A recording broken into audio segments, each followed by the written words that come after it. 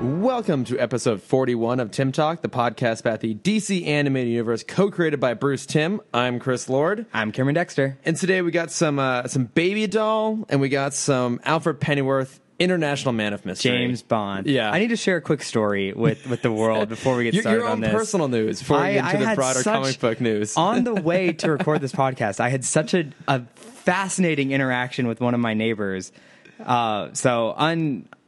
Ironically, no. I'm wearing a Batman shirt. That's not a coincidence, nor is it right? fittingly. I'm wearing a Batman shirt right now. And as I was walking to my car in my neighborhood, I see this guy, this big, like, very muscular man walking his dog, and he walks past me, and he's like, "You're no Batman fan." And I've never really had a situation where people don't think I'm a nerd. No one's called out your nerd credit on the street? No one. And I was so just taken back by this. And I'm like, "Excuse me?" And he's like, "You don't deserve to wear that shirt." And I'm like, I'm on my way to record a Batman podcast right now.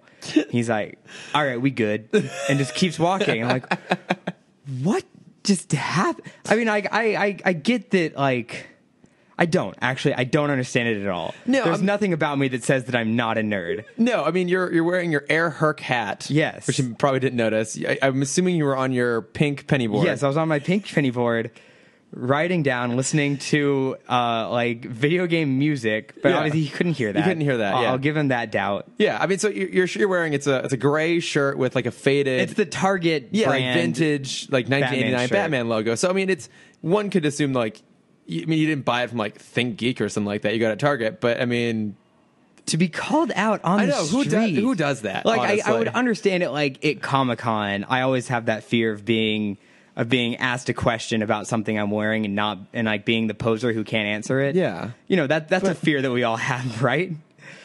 But not on a June afternoon in the middle of Hollywood in my own neighborhood. Right?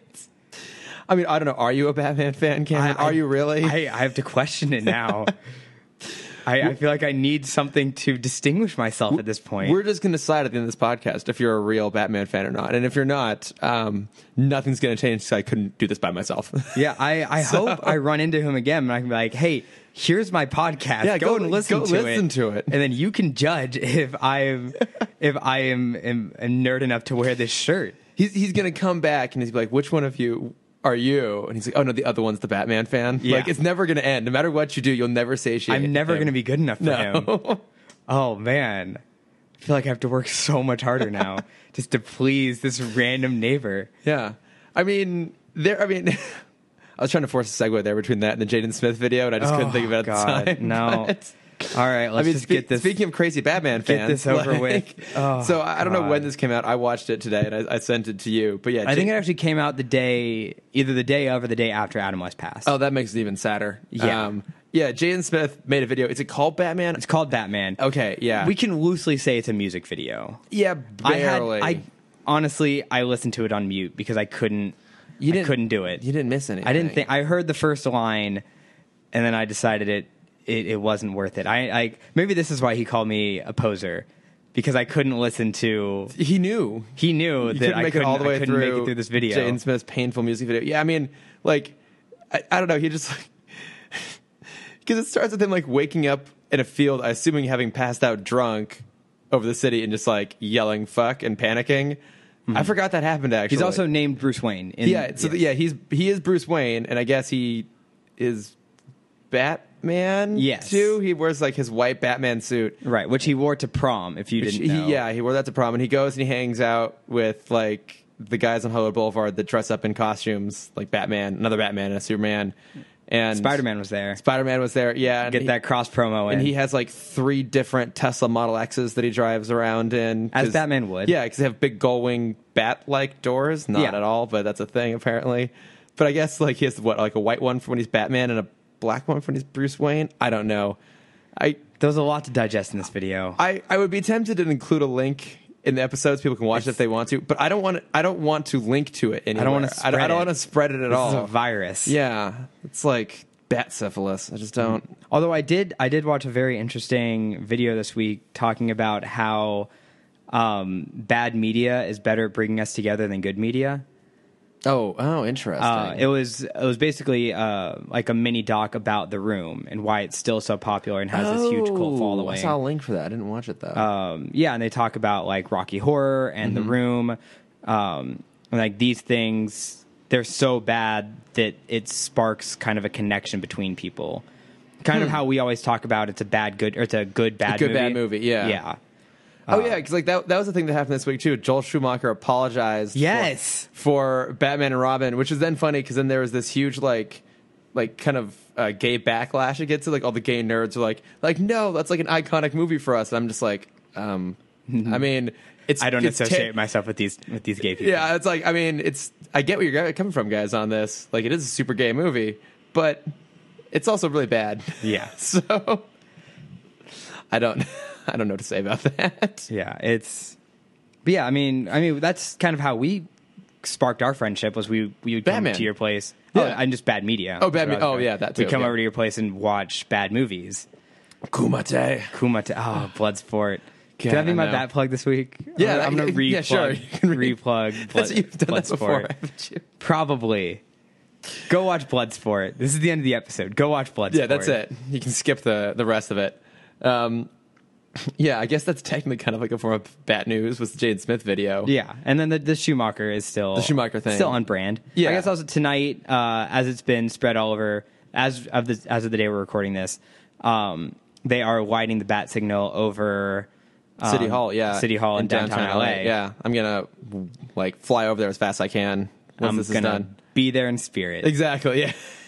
One of us has to be there. Yeah. The bigger Bat fan of the two of us. Yes, obviously. I assume it's the same bat signal that's in Warner Brother on the studio tour. That would be my guess. I still haven't done that. Wait, have you? I have. I thought we did it together. No, I didn't go. No. Oh, who did I do that with? I don't know. Oh, I did it with my friend Will. That's right. Okay. Yeah, I need to go do that at some point. Because you get to actually turn it on. That was a pretty big moment for me. It's very loud.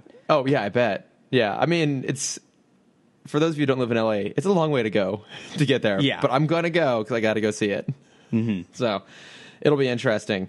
I guess the only other like semi-Batman related news I have is that Danny Elfman's been brought on board to score at least part of Justice League. That's cool. Yeah. I mean, this happens pretty regularly. So he was brought in late in the game to help out on Ultron.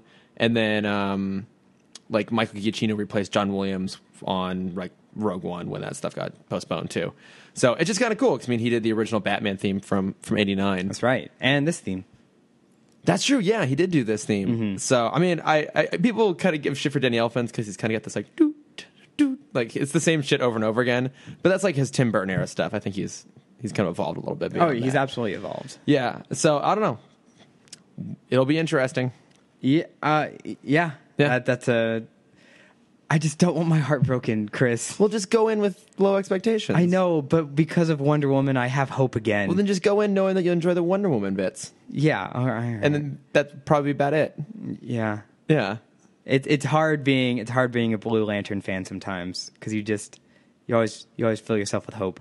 Oh, guys, I don't know what the Blue Lanterns. They're the hope. Yeah, so Green Lantern is willpower powers their rings. Blue Lantern's hope powers their rings. Oh, okay. And Fearful day and raging night, with strong hearts full, our souls ignite. When all is lost in the war of light, look to the stars for hope burns bright. Well, fair. That saying that everyone knows. Is there one of the lanterns that's powered by like deep seated insecurity? Because that would be my. Red. It's red rage, orange, kind of like obsession. Okay. Red, orange, yellow, fear. Green, willpower. Blue, hope. Indigo, compassion. Star sapphires is love, but like an obsessive kind of love. Yeah. Black is death. Or white is life. Okay. Is there a rainbow one? Can I have that one? Kind of. So Kyle Rayner. We're gonna get to Batman at some point. Yeah.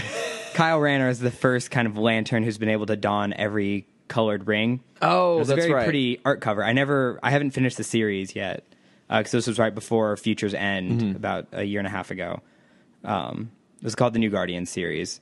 It's really good from what I read so far. Okay. But yeah, he kind of goes crazy because all these rings kind of get attached to him and no one knows why. Okay. And everyone's mad, especially the Orange Lantern, because there's only one. Oh. Yeah. Larfleeze. Fuck, I don't. I think that's his name. Is he literally wearing like one on every finger? No, he just has. Well, he like cuddles with the core, the lantern core, because he what's it? He cuddles it. He spoons the. Yes, like legit. He never leaves the core. He killed every other orange lantern because he's so obsessed with it. Because I mean, that's what powers it. And so every kind of orange lantern member is just like a creation from his ring. No, I meant, is he wearing all the different colored rings simultaneously? Oh, Kyle Rayner, yes. Yeah, so he's got like a ring on each finger? Yes. A what? Mm-hmm. Except for, I don't think he wears white or black. Okay. But doesn't he become the White Lantern? Mm-hmm. Which is like all of them combined? No, it's a separate ring. Oh, Jesus. Man, this shit gets confusing. Okay. Well, because white is all colors. Yes. Yeah, so I assumed that like all of them combined, he became a White Lantern. But no, so after the Blackest Night series from 2008-ish, 2010-ish, back in the day. many years ago. A couple years ago, when Black Hand, the owner of the Black Lantern ring, he basically started a zombie apocalypse by bringing back the dead with the black rings. So once that story ended, you had the Brightest Day series where an unknown entity brought in basically the people who weren't supposed to die yet.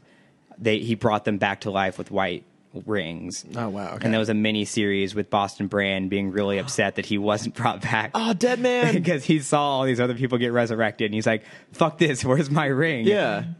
And they're like, you don't deserve it yet. Aw. And he just never understood it. Yeah. Poor dead man. It's awesome. We found out we had that weird storyline where Batman kind of traveled through the past.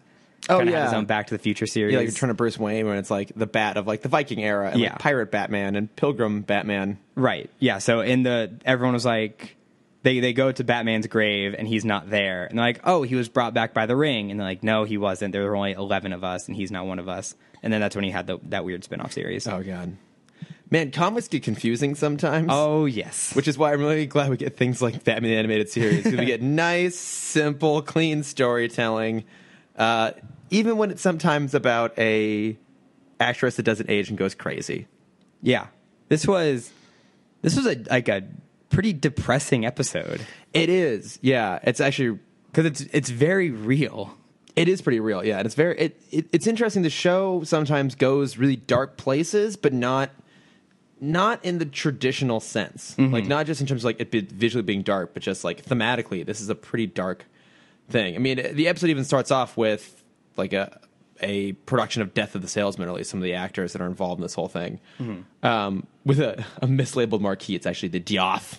The Diath of the salesman. Yeah, but so yeah, this guy, Brian Daly, an actor, gets kidnapped, and we find out that a whole bunch of other people are getting kidnapped too. And this little girl, he finds her in the alleyway, right? Yeah. And she's like, oh, you scared me or something like that. It's like, oh, I didn't mean to. And it's like her catchphase, like, oh, fuck. It's you. It's you. It's you. Yeah. They're all ghost of my past. Yeah. All of the cast members of the show. What was the show called? She's Baby Doll. Yeah. But her name is Baby in the show. Yeah. Hang on. I keep all of my note pages open. It's basically like a combination of Shirley Temple, Different Strokes, and a little bit of Dennis the Menace. Yeah. Hang on. I can bring it up because I have my notes. Where'd it go? I'll fill it in. So there's actually, on my normal rants, there's actually Love that baby. Thank you. Mm-hmm. There's a movie that came out in 1997 called Cats Don't Dance. Oh. Do you remember that movie? I remember it. I don't think I ever watched it, though. It was great. I mean, it wasn't, but I loved it. Yeah. So if you say it's great, it's probably terrible, but continue. Yeah. The main character from that movie, her name is Darla something. I wrote it down. I'll find it later. Her character is based off of Baby Doll from the series. Oh, no shit. Mm-hmm. Oh, I didn't know that. So, fun fact for all those Cats Don't Dance fans out there. Hey, you know what? Actually, there's probably at least one, but our fan base is very small, so you might be the only one amongst probably anyone connected with this. Oh, God. Darla Dimple, that's her name. Darla Dimple. Okay, she's literally based off the character Baby Doll. Mm-hmm. I mean, illustration-wise, obviously her character is supposed to be like the Shirley Temple. Okay, she's this like kid brat who thinks she runs the studio. Okay, but I take it that in Cats Don't Dance, she can age. Or she can, like, physically age, which Baby Doll cannot do. We never see it. She kind of is, like, drowns. It's a good movie. Dark. Man, everything's so fucking dark. But yeah, so in this, I think it's Mary Doll is the actress's name, but she has systemic hypoplasia, which keeps her from getting older. So I looked this up because I was curious how accurate we learn all of this through Gotham's version of VH1. Yeah, exactly. Which I really, really appreciated. But yeah, where are they now? Yeah. Yeah. Because I looked up this hypoplasia thing to see if it's actually accurate. It's accurate enough. Like, hypoplasia is a thing where basically cells don't develop properly. Okay. Yeah, like that they, it's just underdevelopment of cells. So I guess if systemic hypoplasia were a thing, I mean, your entire body wouldn't do it. So obviously it's like certain parts of the body do it. In this case, it's the whole thing. So I don't think this particular disease is actually a thing, but it's based enough off a real thing. It's like that just slight push into sci-fi that it gets away with. So what did Gary Coleman have? I looked that up. Thank you. Because I figured ignorant. it would come into play. His actually had to do with a kidney disease. Oh, right. I heard that. Yeah. So it was actually more just he just stayed short, but he had just had frequent kidney disease, and despite having a few kidney replacements, he passed away from it relatively early.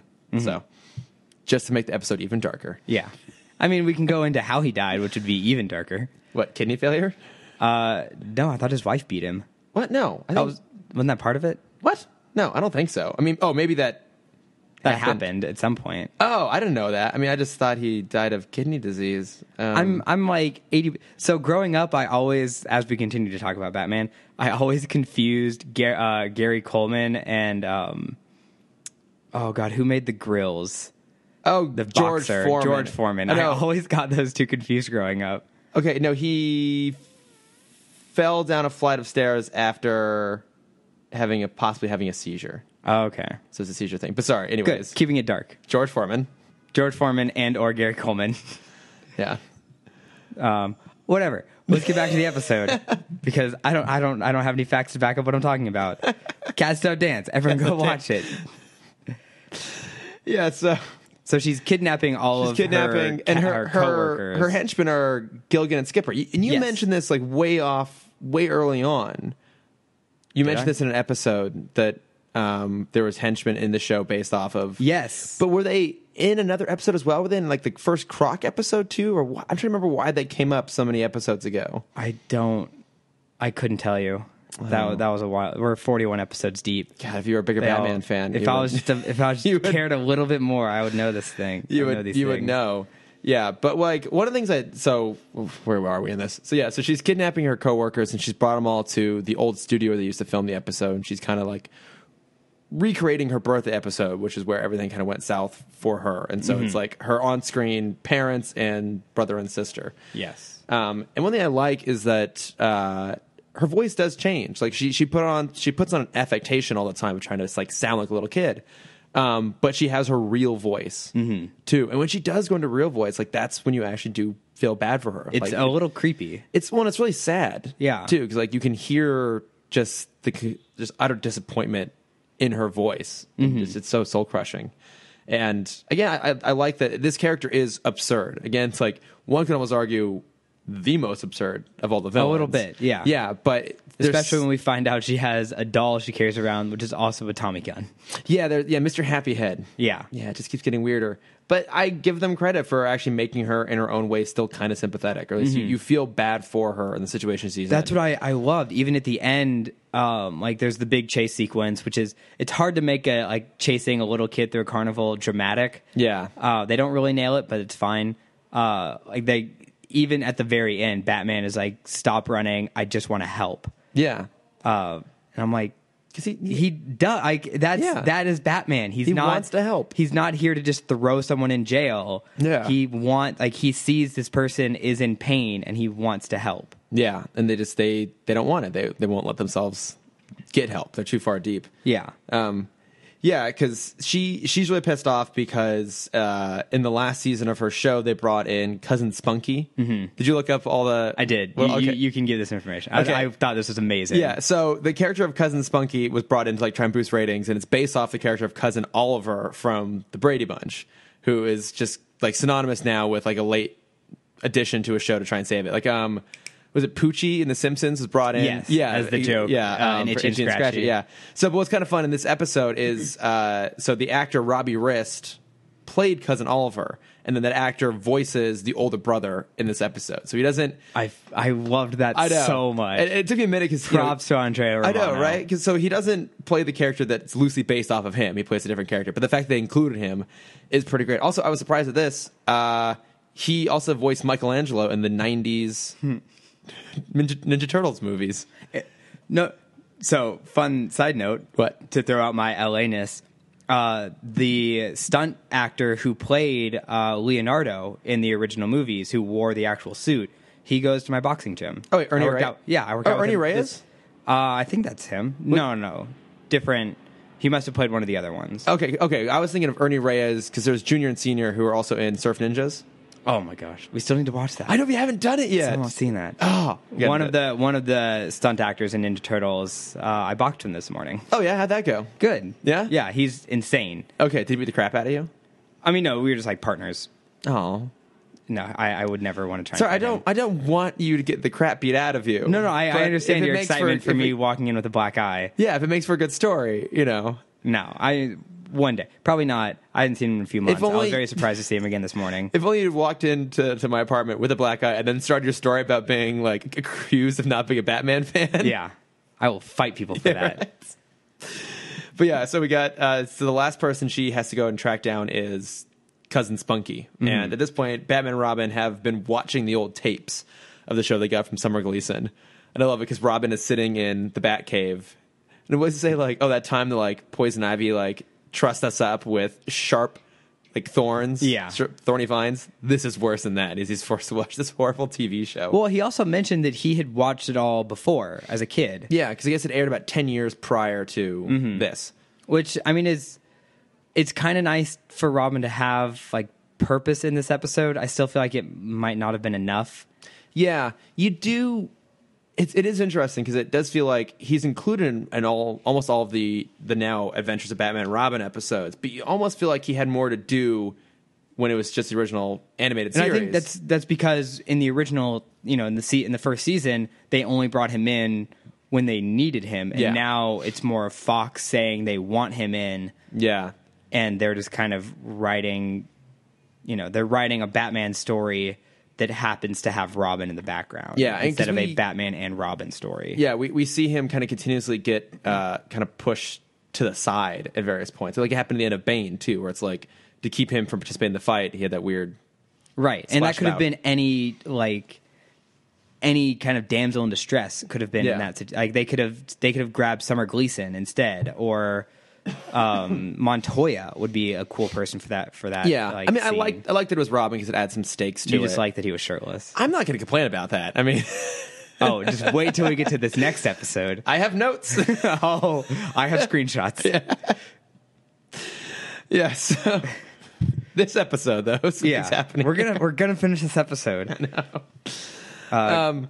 So she goes and kidnaps Cousin Spunky. Yeah, who's now an older guy playing guitar in his garage, and so she's assembled the whole cast for a recreation of the birthday episode, because in the original one, Cousin Spunky like came and smashed her face into the cake, and that made her feel like she felt she was upstaged. Yeah, so she quit the show and tried to go serious, and it didn't really pan out, and then she tried to get the show back together, and it all fell apart, and she's like, that's when I was happy, was when we were all together, so I'm going to force you guys to relive this with me. Yeah. But also I'm going to kill you with an exploding cake. But, I mean, still, minus the exploding cake, that was a very dramatic moment. Because her voice, like, she almost can't sustain the child voice in that moment. Because you hear her, like, the only reason I'm doing this is when I was last happy. Yeah. And so this must be what I'm missing. Because I need to be back in this exact situation. And they do a great job setting, like, visual atmosphere there too, because she walks away from the stage kind of out and just onto the stage floor off the set, and there's a series of like spotlights pointed straight at the ground, just kind of like walking from one to the next, and it just looks beautiful, and it looks really dramatic, and it gives her some weight. Because she's a 30-year-old trapped in a 5-year-old's body. Yeah, basically, essentially, yeah. And you feel kind of bad for her. up until the point where she goes full Yeah. Looney Tunes. She put the dynamite stick in dynamite. yeah. And then, so she wheels it in front of Spunky and's like, oh, blow out the cake. And I was like kind of surprised at this. He just grabs it with his mouth and like throws it behind him. Like, oh, like that's like actually pretty savvy for just some random actor they've captured. Right.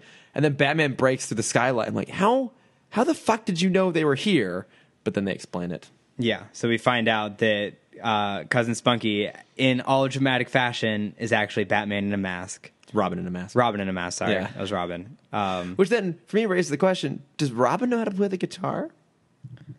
I guess Because so. he was playing the guitar when he got kidnapped. You just want him to be even more attractive. Well, I mean, yeah. Well, you know. There's not much more you can do, but, let's add a few more things on there. Why not? Right. Musically talented. That's fine. Yeah. Got an emotional side. Okay, go on. So Robin was under the mask the whole time. They start the chase after Baby Doll and her assistant. Yeah, The older woman who's been kind of helping her through this whole thing. and posing as her mom at certain points. Because, like, looking like a little kid, she can use that as a trap, which she often does. Yeah, so it's Yeah. kind of like her bodyguard / personal assistant. Like, she's like the Mercy Graves, sort of. Sure. You don't know who that is, do you? I'm sorry.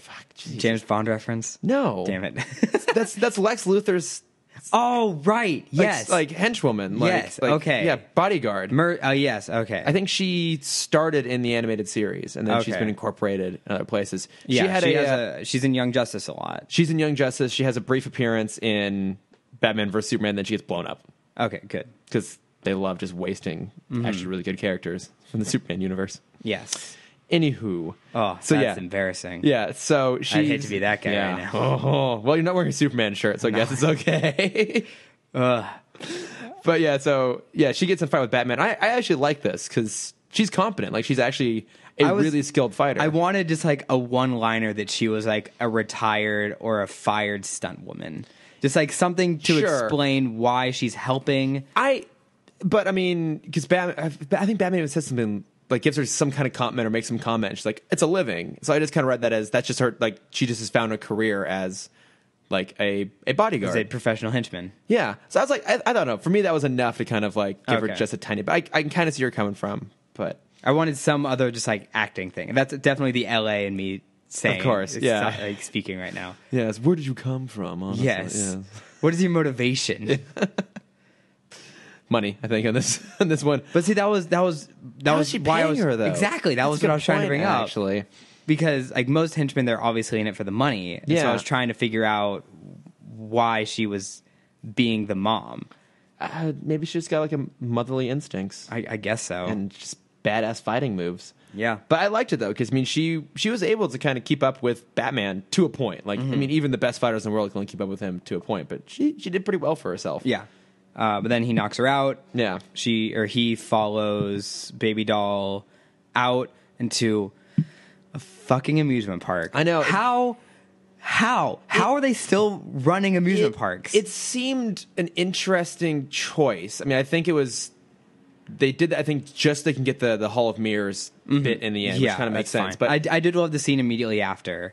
yeah, Where he used so they run into Oh, yeah, the this is amusement great, park. yeah. Baby Doll is running through the kids, and Batman is doing his best Assassin's Creed moment where he's kind of standing on on like a ledge of the roller coaster. He can't see Baby Doll, so he jumps down, kind of on the public's level, and all the kids freak out and they're like, "Oh my god, it's Batman!" Yeah. So the whole kind of amusement park comes to him, except for Baby Doll. it's a genius moment. I loved that moment. Like not only on his part, but even just the part of the writers. Like no one says anything. They just show it all visually. yeah, it's all the kids are genius. like, it's Batman. It Yeah. felt very like 1966, It did, yeah. but I loved it so much again, because he owns it. He owns it. He just stands there in a hero pose and lets all the Yeah. kids come to him. It works in this cartoon. It would not work in pretty much anything else. Oh, you don't? To be fair, it probably would have worked in Batman and Robin. I So- was gonna say you don't think Ben Affleck can just like jump down at like a Comic-Con? yeah.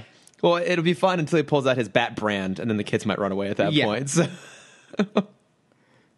But that is a really clever tactic to to kind of get her out in the open. But then she does run into the House of Mirrors, and you talked about this earlier. Like, that's a great scene when she gets into the mirrors. Yeah, because she's like, Batman is doing nothing to be like intimidating, or he's not doing anything to try and apprehend her. Yeah. He's just chasing her, being like, let me help you. I'm not here to hurt. I'm not here to arrest. I'm here because something is wrong with you and I want to help. Yeah. And she's kicking him, she's hitting him, she's like, she pulls her gun out on him. And so she makes it to the end of the Hall of Mirrors, and there's the craziest mirror where it shows the adult version of you, I guess. It was. I think it was just. It was semi-metaphorical at that point. I get. Yeah, I understand. Yeah, the future mirror. Yes, and so she sees kind of what her 30-year-old self would look like if she didn't have this disease, and she pretty much just has a mental breakdown. Yeah, I mean, you would, right? Yeah. Oh, yeah. Like the thing that has been kept from you your entire life. Mm-hmm. And if I saw myself not in a 5'5" body, I'd probably have a mental breakdown too. I mean, obviously, it's nowhere near the same level as what she's dealing with. Yeah, but a man can dream. If you saw yourself at 6'2", man, I would fall to my knees and weep. But then you wouldn't be 6'2" anymore because you'd be short again. No, but I would still, I'd see the elongated body, the torso. So she, if it makes you feel better, I'm not actually 6 foot. That's fine. I'm just shy. I don't care. So she, in typical kind of Hall of Mirror fashion, Batman kind of pops up in all the other mirrors. She shoots each of the mirrors, they break, and then the only one left is the future mirror. Yeah, where she ends up just clearing the rest of her ammunition, basically shooting herself. Yeah, herself, the self that should have been. And then the end is very touching. It is, yeah. Where she goes and kind of like hugs Batman's leg and says her catchphrase. It's the last line of the episode of "I didn't mean to." And she said it. She says it in her real voice, though. Yeah, which is a big difference. Yeah, and no, it is. It's touching. It is touching. And I was curious if this character would pop up anywhere else. And she's only been in the animated series. And then she has a reappearance in the new Batman Adventures, but she's never been brought into the comics. Really, that's kind of sad. It is kind of sad. And it's also interesting too because there's not a lot of characters that have been introduced in the animated series that had like some level of popularity that haven't popped up elsewhere. I mean, even the Condiment King, pops up in places. My favorite. Yeah. Oh, completely unrelated. It looks like we may be getting a Condiment King Lego as part of the future set. It's a rumor, but if it's true, I don't care how big the set is. I'm buying it. I'm getting that for sure. You have to. I have to. For as much as I talk about my love for Condiment King. No, it's the Condiment King. He's the best. But okay, so anyways, yeah, Baby Doll only in the animated series. She never went anywhere else, which I can kind of see why, because if you didn't have, this is a Paul Dini episode, if you don't have the creative force behind this, there's a great writer like Paul Dini handling that and giving her that kind of sympathy, it couldn't work. So maybe it's for the best that she hasn't really gone anywhere else. Kind of in the comics, I mean, last week we had Scarface, and she's basically just like any story that she would have in the comiks can be just as easily achieved with Scarface or kind of any gang member. Yeah. No, that's true. Yeah, there's nothing like, yeah, she has a very compelling story, and that's great for a one-off issue, but like, there's nothing that really makes her stand out against other, like, kind of just like strange mobsters. Yeah. No, maybe it's for the best that we only really get her here. Mm-hmm. So, but no, overall, it's a silly episode, but it's got enough heart that I actually quite like it. Oh, absolutely. So, and then real quick, our sponsor this week is our good friends, the Podcast of Two Worlds. Ooh, Trevor. Yeah, and Chris. Yes. Yeah. So, we'll put in the plug right here for them. Hi, I'm Trevor Reese. And I'm Chris Finbrez. And we host the podcast of Two Worlds all about the Flash. You want TV Flash? Got it. Comic book Flash? Got it. Fan erotica Flash? Got it under my mattress. I got it under my mattress, too. We got everything you need for the speedster of Central City, the Flash. And we got new episodes every Wednesday and Saturday. Make sure to subscribe on iTunes and any other place you can find podcasts. We are proudly a part of the Nerdist School Network. Speedweed. And there it was. But obviously, we love them. There's tons of fun. Yeah, we do our crossover episodes with them. Yeah, which the Wonder Woman episode is out with them as well. So go listen to that. And I still need to listen to it. And I can listen to it because I'm not in this one. Yeah. Yes. Because you haven't... Have you listened to any... Like 2. Okay. Have you listened to the crossovers, though? No. Those are fun. I don't really listen to ours anymore because I have to listen to them when I edit it. So 3 times is a little too much. Yeah. But I do listen to the crossovers because Trevor's nice enough to send those to us, and I just put them out as is. Mm-hmm. So the last time I was driving back to LA, I listened to the I have to go to the bathroom. The Guardians one. That's a really fun episode to listen to. I mean, sure we're probably because we were barely there. on topic. We were there. But it's really fun. But yeah, so go check out Podcast of Two Worlds. It's all about the Flash, and then listen to our crossovers with them as well. Our lovely, lovely friends there. So. Mm-hmm. I did have one tiny thing to kind of add on to the Baby Doll episode. God damn it, Cameron! Fine, sorry. we've moved on. I know we've moved on, but I the chapter haven't. heading. But go on. I haven't. Fine. If for anyone who like is very curious about kind of like the tortured actress, you must remember this. The podcast I've talked about a few times. Karina Longworth, right? Yes, she has an entire. I think there's a couple episodes, but there's one that's fully dedicated to the kids of MGM. And it talks about Judy Garland and kind of like how they tortured her on set. Yeah. And all the like crazy rumors and stories. And they talk about one of the male young actors. I don't remember who it was exactly. He was in Phantom of the Megaplex, which is one of my favorite Disney movies. It's a DCOM. Oh, okay. You're not going to know what it is. No, I'm not. But yeah, they go over kind of how poorly child actors were treated back in old Hollywood. Oh yeah, and there's a lot of like kind of comparisons to these like mental problems that she has, and then obviously we can compare it to Lindsay Lohan and Amanda Bynes and all the more recent breakdowns of child actors. It's an industry that can just completely fuck you up. Yeah, so absolutely. Oh, God. But I'm done. Now we can move on. Now we can move on to The Lion and the Unicorn here. So, which when this aired, this is actually the last Batman episode to air. The animated was series. it really? Yeah. So it's not the last. Ended on a dud. Yeah, it's a weird note. It's like Batman kind of goes James Bond. It reminds me. So there was the new Scooby-Doo movies from the 70s. Yeah. Where Scooby teams up with Batman. It felt like that, but Batman teams up with James Bond. A little bit, but not as cool as you would hope that would be. No, not even a little bit. But like James Bond, but he's like 50 years older. Yeah. Because I generally have liked the episodes where he kind of goes internationally. So like when he goes out to Japan for the Samurai episode is good, and the stuff with Roz has been pretty good. And there are things about this that I like, but it really dips off at the end. It was so British. It's so British. It's trying really hard. Yeah. Hard to be British. But yeah, so it starts out with one of the greatest intros ever to be in the Batman animated series. Dick shirtless doing some gymnastics. Not even just there. Shirtless, just in like booty shorts. Yeah, tiny little shorts. And Alfred's telling him he's got to put a shirt on. Alfred and I disagree. Yeah. I had a quick question about Robin. In a different life, could he have been like an Olympic level gymnast? Yeah, I mean he is. Yeah. Essentially, yeah. Oh, poor Dick. I know. But I mean like he still got to have a pretty cool life though. Yeah. I mean, yeah, he's a ward for Bruce Wayne. Yeah. I mean, I guess he would have had his parents and he could have been like an Olympic athlete. Mm-hmm. But instead he gets to be raised by a billionaire playboy. Yeah. And basically become one himself. But like a better, hotter version. Yeah. A little happier. Yeah. Well, that's the thing. Like, and there are times when I feel like they write him a little juvenile, despite the fact that he's in college. Like, even in this, like he does his dismount off of the poles. Don't give me that look. No, I'm trying to figure out where you're going with that. No, but like okay. But he does like his dismount, and he like puts on Hulk like, oh yeah, like Dick Grayson takes the gold medal. Yeah. So it's like maybe a little juvenile, but it's a still fun contrast to Batman. Yeah.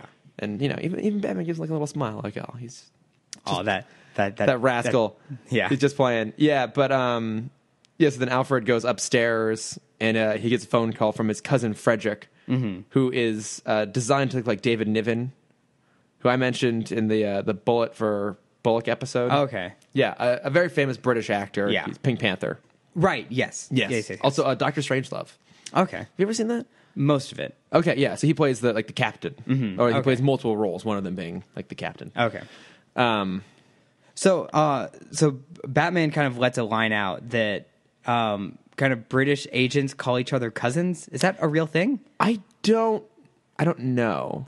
Does James Bond ever call anyone a cousin? Well, yeah, like he makes a reference like, "Oh, my cousin at Langley," if he was to say referring to Felix Leiter over in the CIA. So I guess I think that's a thing. I'm gonna go. You keep talking. You're gonna Google this stuff. Okay, Yes. yeah. So, but Alfred gets a call from his quote unquote cousin Frederick that he desperately needs help, and we know that it's a big deal for Alfred because he just leaves a dirty tea tray sitting on the coffee table, something Alfred would never do. Absolutely not. That's the sign point for Bruce and Dick actually that it's serious danger. So, oh no, Dick has a much more insulting. What does he say? He comes back the next morning. He's like, "Is it a butler strike going on? Yeah. My breakfast isn't going to cook itself." Yeah. And he's like waving an Eggo waffle, A frozen waffle. I know.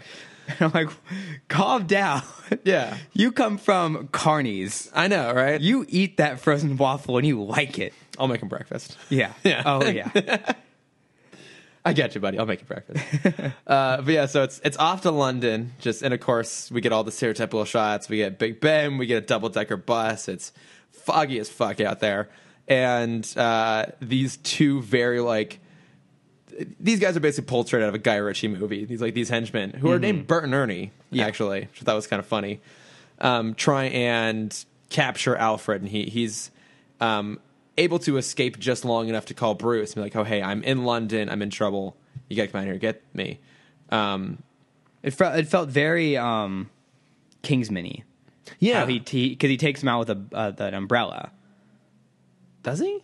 Yeah, he uses the hook of the umbrella to pull the guy's leg out from under him. Oh, that's true. He does. And he knocks the other guy out. Well, because he's very posh. He's capable, but he's. Oh, yes. I mean, even when he's getting kidnapped, he's like, "Oh, I'm sorry. I think I must be going." I have uninvited guests. It was very Kingsman-y. Yeah, and it kind of made me. So we get a brief story exposition from Batman talking to Robin, being like, "Oh no, Alfred can definitely handle himself. He's former Secret Service, British, blah blah blah." Well, yeah, he was like a British agent, but essentially specializing in crisis management, resolution. So he was more of a desk operative than a field operative, but he knows how to handle himself under pressure. And I would have loved a flashback somewhere in this episode. Yeah, I wanted to see kick-ass Alfred way back in the day. Yeah. I know. Because we've had episodes that have started in flashback, and I feel like this true. would have been a really cool one to do that with. Yeah, they definitely could have put that in favor of some other stuff they put in this episode, which is not very good. Yeah, and then because I'll bring this point up later. Yeah, never mind. Yeah. So Batman and Robin hop in the Bat-Wing and fly out there, and as they're walking around dressed in their civilian attire, they come across Bert and Ernie, and then they quickly change back into Batman and Robin and beat the crap out of these guys. This something to me I still find a little bit confusing. Why, if they're operating internationally, would they still wear the bat suit and the Robin suit? I don't know. We brought this up in the Japan episode as well with the samurai. Yeah. Of why does he still need to change? Well, yeah, because it just seems... Do you think he's that popular? Because, I mean, obviously we see in the last episode that everyone in Gotham knows who he is. I would assume... But do you think, those stories have made it... I don't know. ...around the world of, there's a man bat... I would assume that... ...fighting crime. He is maybe a bit of a legend. I mean, I think people have heard of him here and there. But you would almost think that if he starts popping up in other cities, that would almost maybe diminish his legend a little bit. I get... But at the same time, going with the opposite stance... I bet people know who Bruce Wayne is. Yeah, because I guess he that's is, true. A billionaire. And while we don't know every billionaire, they do have a name for themselves. Yeah. And if you see this billionaire fighting these people, you might be able to put two and two together. Yeah, I guess you would just think he would have like somewhere in between some sort of non-bat like suit a thing. British bat suit. Yeah, it's the Union Jack. Yeah, it's steampunk. Bat cape. Yeah. But anyway, so he's fully suited up. And, so we discover that he and Frederick have the two halves of a launch code to a missile silo buried inside a castle out on the Scottish coast.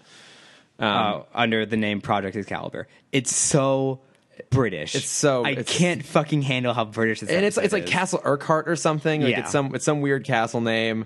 They go and they stop by what I presume is MI5, more or less, like to talk to them, and it's just...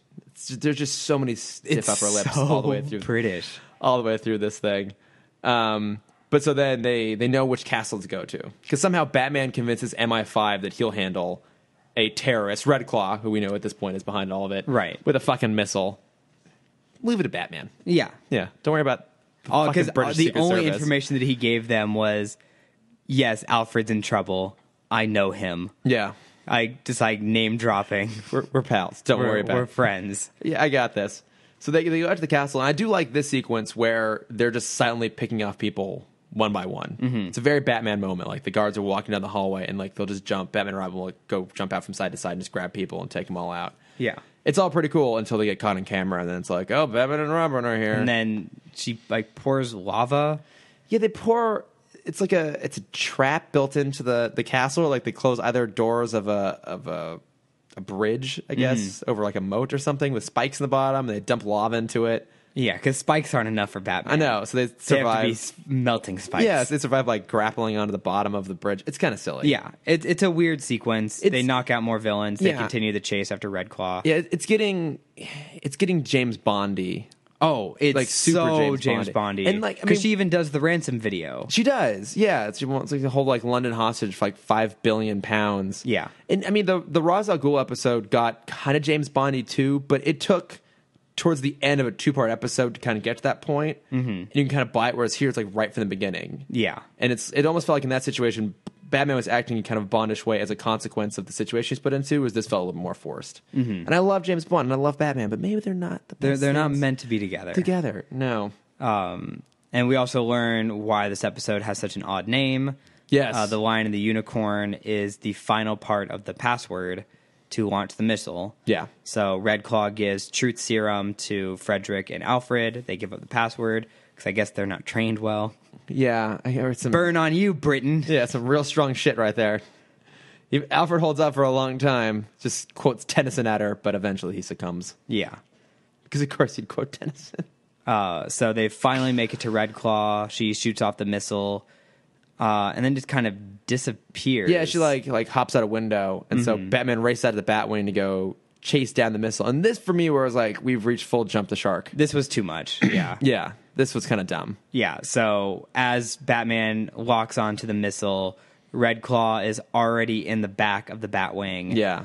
They have a tussle. She pulls his mask off, which I guess just because they needed to add another layer of drama. I guess so, yeah. And he pushes her ejector button and launches her into the middle of the ocean, I guess. Yeah. Wait. Why would he even be over water? Actually, that doesn't make any damn sense, because they were on the west coast of Scotland, like way up, like the northwest corner of the island. You would think they'd be pretty much all over land. He did like a... What? I don't know. Whatever. I don't know how maps work. Why am I going to try and figure this out? Yeah. It doesn't work. She lands in water. We never see from her again. No, this is her last appearance in the Yeah. whole series. I think. No, it is. Yeah, I think. Okay, yeah. But yeah, and he shoots down the missile as it's like passing by Big Ben. Yeah. Which, that had a nuclear warhead in it, right? Did it? I don't think they ever said that. They just said it was a missile. She said the word warhead. Like, Oh, okay. Now, I don't think they ever said the word nuclear, but she did say warhead right in the middle of Trafalgar Square. Mm-hmm. Which, like, if the bomb's like if a nuclear bomb's not armed and you detonate it, then like the warhead won't necessarily go off. But I felt like They're I don't know. me doing what I always do in this podcast and trying to connect it to Vin Diesel. Oh God! Yeah. So, do you remember Triple X, the first Triple X? It I felt do. very similar to that. Oh, and he's chasing down the boat. Yeah. Yeah. Because they're in... Ahab.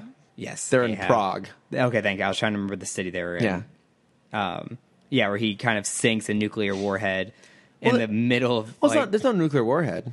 It was just loaded with chemical weapons. Okay, that's what it was. I'm correcting you on a Vin Diesel I'm movie. so proud of you. This was all just an elaborate setup to make sure you knew a Vin Diesel movie. Well, now if I walk around with my Vin Diesel shirt and someone calls me out in the street, I'd be like, hey. Oh, I'm gonna call you out. Don't worry. Your giant, just Vin Diesel's face on his shirt. Yeah, I'm going to be wearing a white tank top with his face and white denim jeans. Perfect. And lots of chains. Don't forget about the giant fur coat that he wears Oh, in absolutely. Triple X 1 and 3. Yeah. Okay.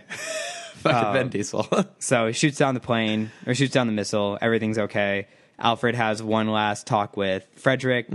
Frederick offers his job back. And he's like, no, I'm fine Yeah. where I'm at. Yeah. Thanks, old boy. Yeah. Yeah. It's the ending of this is really stupid. It was exciting in its own right, but it was pretty stupid. Yeah. Yeah. There was one more tangent. Because this one's just full of them, so why not? Yeah. There's actually a Kids Next Door episode that is almost the exact same plot of this episode. Oh. Is that like one's dad or something? Well, yeah. So number one, Nigel Uno is British. Yeah. And he goes back to England for an episode because he's trying to get the Book of K&D from someone. The Book of K&D, which is obviously the history of all of the Kids Next Door from millennia past. Oh, K&D. Yes. I heard Book. candy. I thought it had to do with Sticky Bear the Pirate. No. Okay. Number 5 always has the candy episodes. Oh, okay. With Frederick, her villain Frederick. Oh, yeah. Who's always after the rarest of candies. Obviously. Wait, is that not Sticky Beard? No, they're two separate characters. They actually fight each other in Frederick's last appearance. Okay. Well, good, as they should. Yeah. So number 1 teams up with Sector E, which is the English, which is basically like the kid James Bonds. Yeah. And they're fighting. Oh God, what were they called? So in America, they're called the Delightful Children from Down the Lane. In England, fuck, God damn it, I have to read it again. I'm so upset with myself because they're the rowdy hooligans from across the square. Oh, that's perfect. And I fucking love that title so much. But yeah, it's basically the same episode between the hooligans and Sector E. Okay. Oh, that's genius. Yeah. Oh, God. Great episode. Everyone go watch Kids Next Door because it's so good. Is that anywhere? Not that I don't think. I think maybe like a season is on Hulu. Damn it. Yeah, because I would love to go back and revisit that one at some point. It's such a smart kids show. Yeah. Well, I appreciate it. No, if you could watch it, that's what you would be watching. But since you can't, Nailed it. What are you watching right now, Nailed it. Cameron? Well, besides the Jaden Smith Batman video, there was a video I meant to send it to you this morning because it was really cool. Vox, who does very fascinating like micro documentaries I love on YouTube. Vox. Yeah, I do their daily email blast. They posted a video this morning. It was titled "How Fan Films Shape the Lego Movie." Oh, what? And it was talking about kind of the history of fan-made Lego films. Yeah. And I remember I made, in early high school, I would make my own Lego movies, stop-motion Lego films. Yeah. And it was cool to see its progression and then kind of the weird shift it had in the early 2000s when, we had the Lego games come out and how they never really worked because they didn't kind of obey the laws of the Lego world where, the characters were able to bend their arms and kind of change their head. And it was basically just like, they were just like kind of blobs of like clay. Like Lego-shaped blobs. Yeah. Whereas the Lego movie was so well done because they actually obeyed the laws of the world, and pretty much every frame you see, you can pause and recreate that scene in with real Legos. Yeah, I didn't even think about that, but you're right. Yeah, which you can't do with like the old Bionicle movies, the Lego Star Wars. They're all like holding the lightsaber with two hands, and like that just doesn't work. Right, and the backgrounds were always just like blobs that kind of looked like Legos. Yeah. And it was really cool. And they also they hid some of the most famous Lego shorts in the background of the Lego movie, which is really cool to see. I didn't know that. Yeah, neither did I. I had to rewatch that. It's so good. No, I'm curious. When you were a kid and you were doing the stop motion thing, did you have like the Lego Movie Maker set? No. Okay. I got to play with that. I took a Lego Spielberg class. That's at awesome. summer camp, and it was so cool. Oh, it's so cool. But no, I basically made my own like really shitty rig with like my own point and shoot camera. Yeah. Which used up all of the space really fast. It would. Yeah. I think that camera could only hold like 100 photos. So I made it. Those early digital 5 cameras. seconds in. Did not have a lot of space on them. Yeah. Oh, yeah. That's so awesome, though. Yeah, I did the same thing, too. Like, I had the Lego Movie Maker thing, and I would, like, never like maybe finish them, but I do like scenes and stuff. Oh, I would just do like, they'd be like 5-second short. Yeah. I think my most like elaborate one was a guy just walks out of a building, waves at camera, and walks back in. Oh, it's so good. It was fantastic. It's early gem. Oh man, I wish I could find it. Someday, film archivists will dig that out and show it in classes. Yes. Someday. Someday. What are you watching, listening, reading to? I got 2 YouTube videos this week. So one of the ones is one you sent me a while ago, which was the David Fincher Invisible Details. Oh yeah, it's so good. Yeah, because I mean, I'm a big fan of like practical movie making, like practical effects. But this video is great about showing how someone like Fincher uses digital technology to just kind of polish over and do things you couldn't otherwise do. So it's not just a matter of like.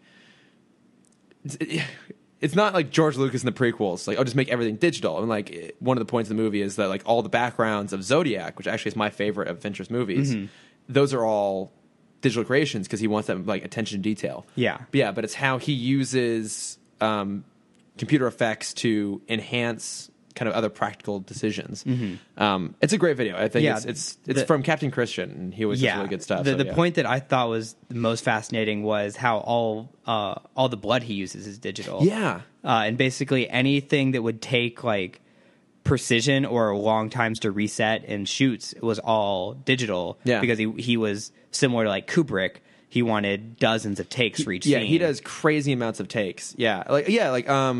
They were talking specifically about in his version, The Girl with the Dragon Tattoo, where like Mikhail is like washing the blood off his face. That's all digital blood. Yeah. That is crazy. That's insane. Yeah. But again, I mean, it makes it work a lot easier that way. But no, it's a great video if you're like interested at all in just movie making and how like the masters can use this sort of technology. It's worth checking out. The other one is from this guy Patrick H. Willems. Sounds familiar. So he did. You've probably seen the link to or seen the video of like what if Wes Anderson directed the X-Men? Yes. Yeah, which I actually watched that today. I hadn't seen it before, but this was he's him. done a couple of those. Yeah, he's cool. He was explaining why Mask of the Phantasm is so great. Okay. Yeah, and so I mean, basically, our whole podcast he did by himself in like 15 minutes. Oh, good. Which is much shorter. But yeah, I mean, he talks about all the same things we love about it, just like the storytelling, the drama of it, the music, the visuals. Everything. Like his whole point is like that is the best Batman movie, and unless you're like a real big Batman fan, you don't necessarily know about it and know why. It's the best. So yeah, we got what, three pretty awesome 3 cool YouTube videos. this week. Yeah. Look at us, new media. Oh, I know. We know where the world's heading. We're getting that new Hollywood stuff. Got that millennium stamp. Yeah. From me on the forehead there. But yeah, I think that's it. I think that's what we got this week. Yeah. I'm trying to remember what's up next week because again we're on a slight out of order. Oh, it's Showdown, which is a Raws episode. Okay. And then Riddler's Reform. Yay, Riddler's back. That's a great episode too. That's one of my all-time favorites. So that'll be us next week. But until then, if you want to contact us for whatever possible reason, we are at Timm Talk Pod on Instagram and Facebook and Twitter. I am at Lordifer on all those same things. I'm at Cameron.Dexter on just Instagram. Just Instagram, yeah. Fuck Twitter. Yeah, I know. And their stupid redesign that came out this morning. Wait, they did what now? I don't know. Someone told me they like some of the like icons are different. Oh, okay. I haven't posted anything yet today on Twitter. It's fine. Fuck it. Who cares? It's a dying art. It's still more popular than Pinterest, but yeah, it's a dying. I'm a big fan of Instagram. I've come to really appreciate that one, actually. Of all of them. Yeah. I mean, as someone that works in the social world. Yeah, you should love Instagram. Yeah. It's kind of the best, though. Yeah. It's kind of what pays my bills now. There you go. Yeah. It's the important thing. But yeah, that's it. Thanks so much, guys. Thanks, guys. Bye. The Nerdist School Network. For class and show information, visit nerdistschool.com.